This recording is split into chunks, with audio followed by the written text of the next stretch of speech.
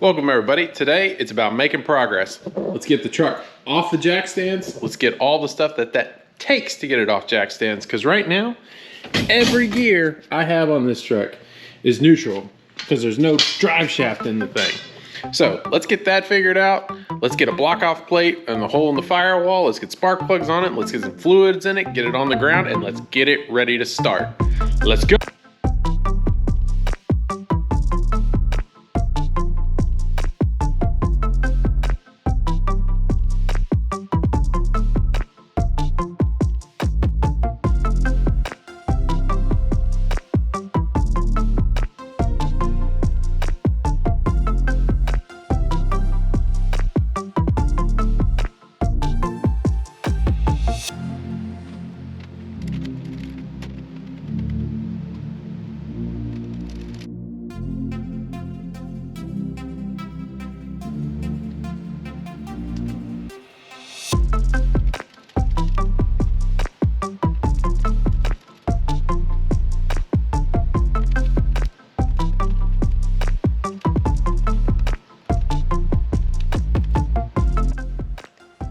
We're just gonna keep making progress. This guy, nutsert,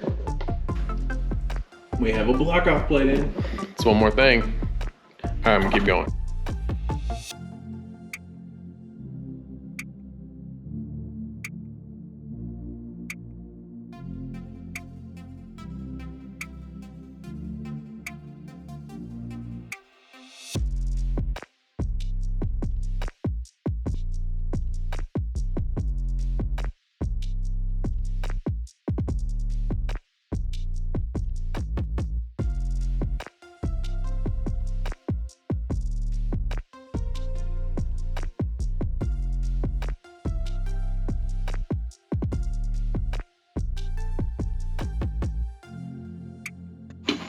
We're gonna run some antifreeze. Let's go ahead and get this stuff in here. Got 5 jugs over there. It's already 50-50 mixed. I'm a fan of Amsoil, so let's get it in.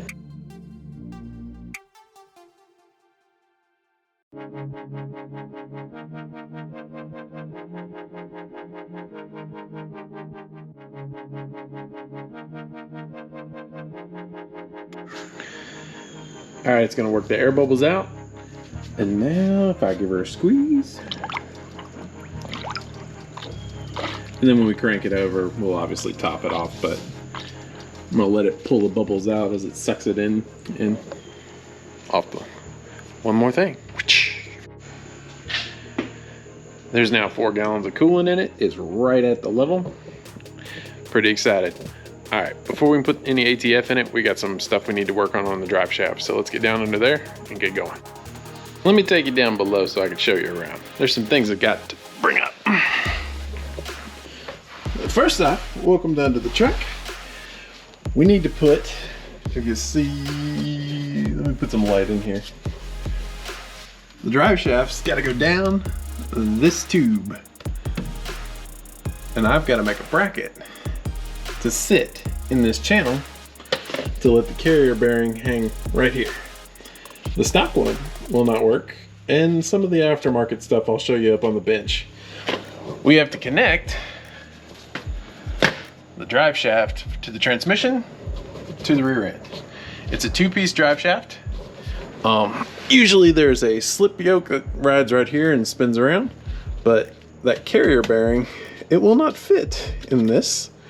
Now thankfully, I've already kind of played with the measurements here. It should put it about right here. We need to make a bracket. And while I'm down here, down.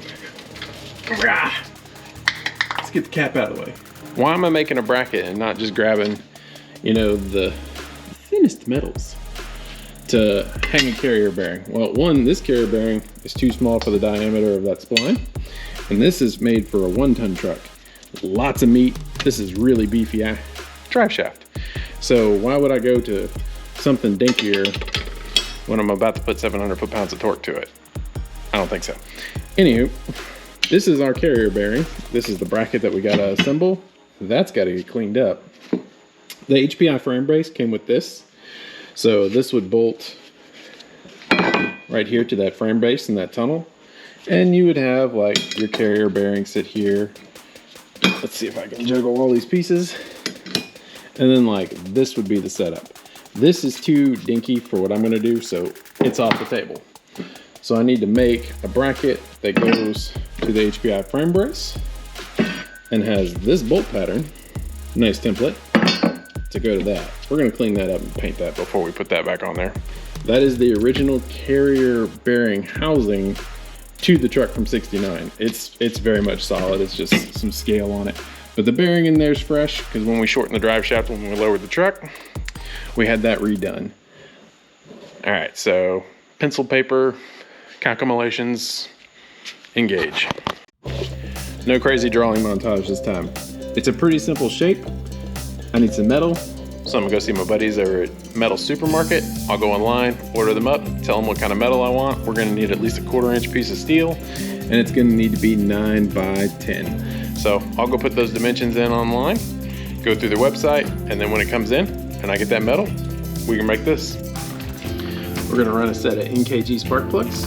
We'll get these gapped, put some anti-seize on them, get them in the block, and get one step closer. There's a couple ways you can gap your plugs.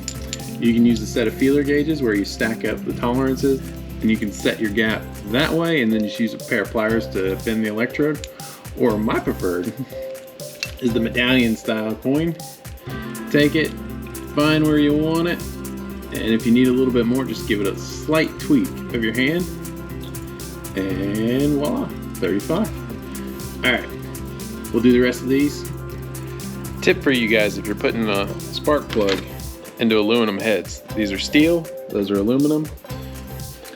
This is one of those, we want to put the anti-seize on the threads, not on the electrode. And when I say a little bit, I mean like just the tiniest kiss.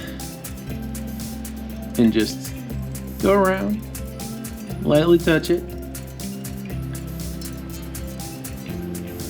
And that should be more than enough. And then by hand, reach down, spin it in, let it start by hand, and it should go in nice and smooth. These are already gapped and ready to go.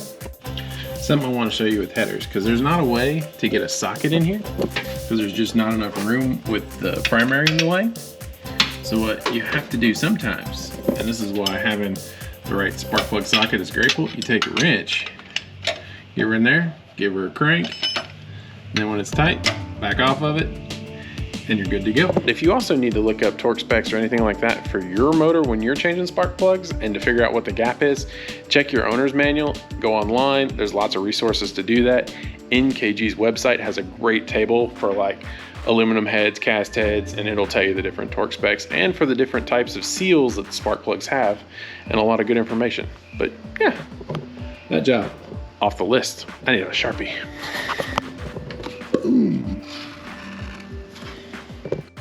I've had a thought. The black wires, they don't pop enough. And if they were burning through or something was going on with them, it would be very hard to spot it. Got a set of red ones from the old truck. Clean them up.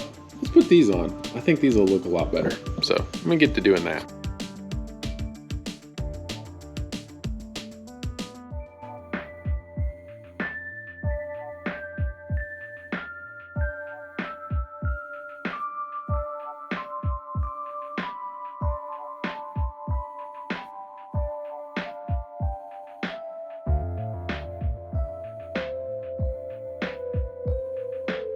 Let's go pick up the metal from the Super Metal store, aka Metal Supermarket.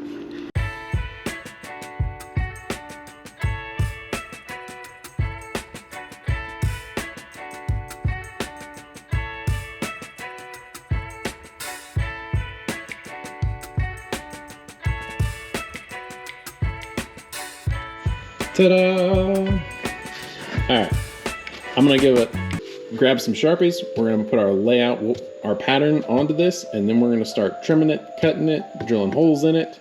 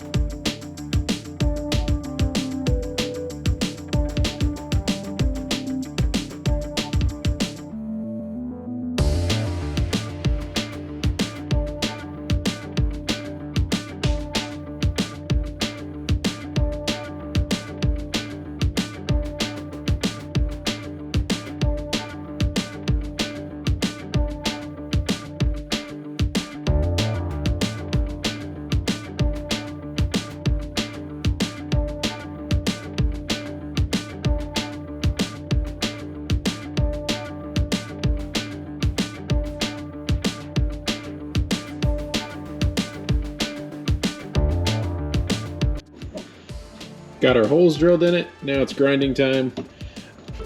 Yeah, pretty excited about that. And we'll see if these line up. Uno, dos, tres.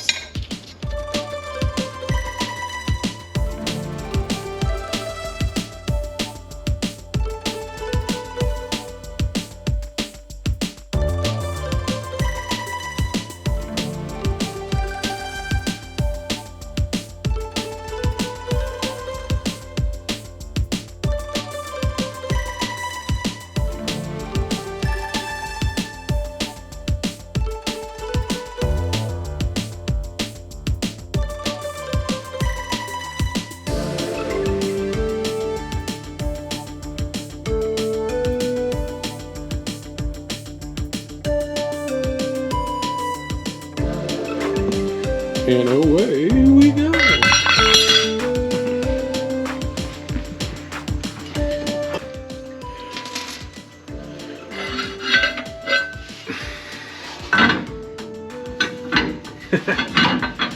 This is the part that I knew would be no fun.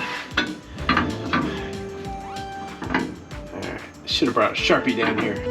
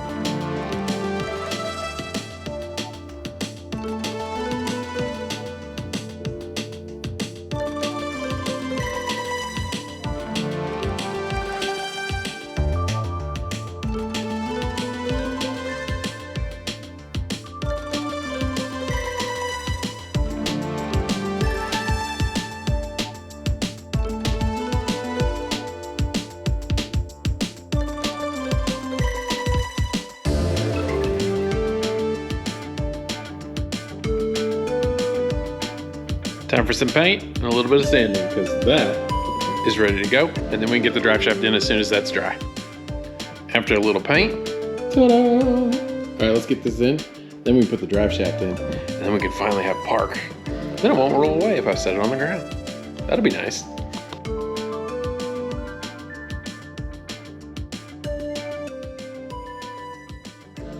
This is very exciting, because this is now absolutely in place. Grade 8 bolts. And now our drive shaft can go in here. And let's get this thing in, because I'm that. Progress.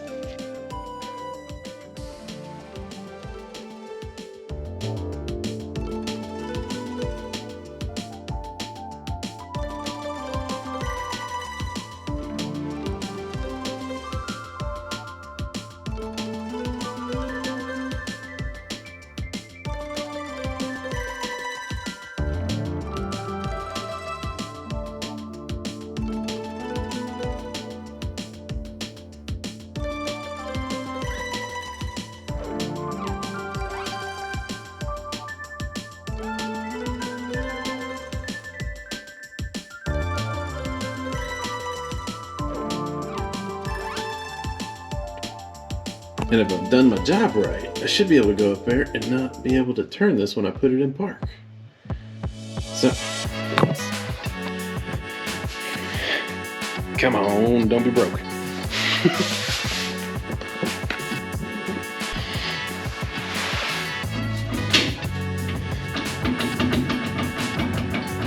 We have park. Drive shaft. Carrier bearing. Done.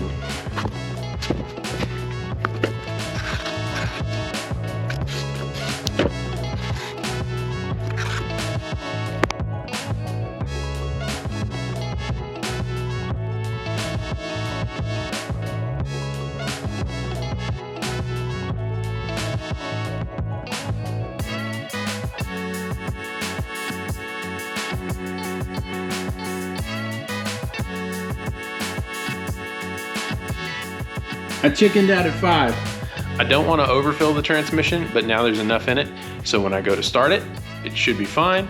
We won't burn anything up, and because the drive shaft's in it now, it won't all leak out the back, so progress. All right, I'm gonna get some more stuff. We're gonna keep progressing.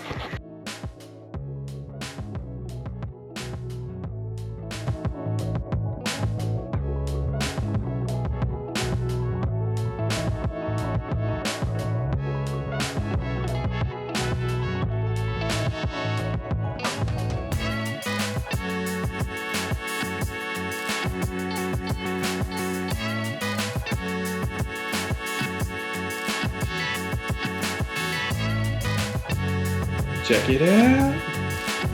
We got a hood. And now that the hood's on, let's see what this does.